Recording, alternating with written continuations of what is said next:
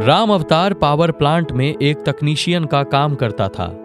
वह बहुत ही गरीब परिवार से था। उसके माँ बाप ने जैसे तैसे करके अपने सारे अरमानों को दबाकर अपने बेटे को तकनीशियन का डिप्लोमा कराया था।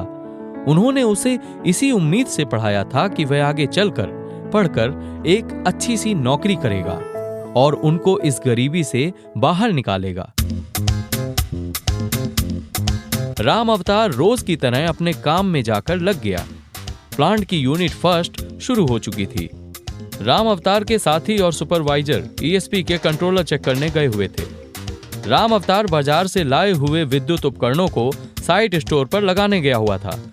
वहां से निकलकर वह ऑफिस पहुंचा और अपने सुपरवाइजर को कॉल लगा के काम के लिए पूछा तो उसके सुपरवाइजर ने कहा, राम अवतार, ईएसपी स्विच गियर का स्विच देखकर बताओ कि स्विच ऑन है या ऑफ है। राम अवतार मॉड्यूल के पास पहुंचा। उसने देखा कि स्विच ऑफ है। उसने सोचा कि यह काम तो मैं भी कर सकता हूं, साहब को क्यों बुलाया जाए। बिना अपने सुपरवाइजर को बताए, बिना ऑर्क फ्लैश सूट पहने उसने मॉड्यूल को खोल लिया और फ्यूज लगाकर उसने स्विच ऑन करने की कोशिश की। इतने में मॉड्यूल में बहुत जोर से धमाका हुआ, जिससे बहुत सारी चिंगारी से भरी आग निकली। राम अवतार उस धमाके की चपेट में आ गया और बहुत बुरी तरीके से आग में झुलस गया। इतने वो कुछ समझ पाता कि उसके साथ क्या हुआ।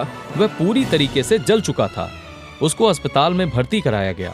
जांच के बाद पता चला कि उसके दोनों हाथ, मुंह और दोनों घुटने बुरी तरीके से झुलस चुके थे। उसको ठीक होने में बहुत समय लगेगा और आत्मविश्वास वापस आने में उससे भी ज्यादा।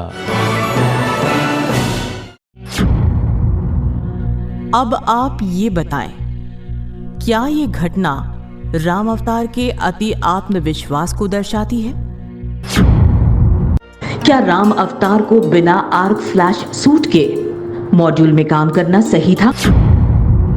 क्या आपको पता है खतरनाक कार्यों में परमिट की जरूरत होती है? क्या आप जानते हैं कि परमिट देने के समय फ्यूज निकालकर कंट्रोल रूम में रखना चाहिए?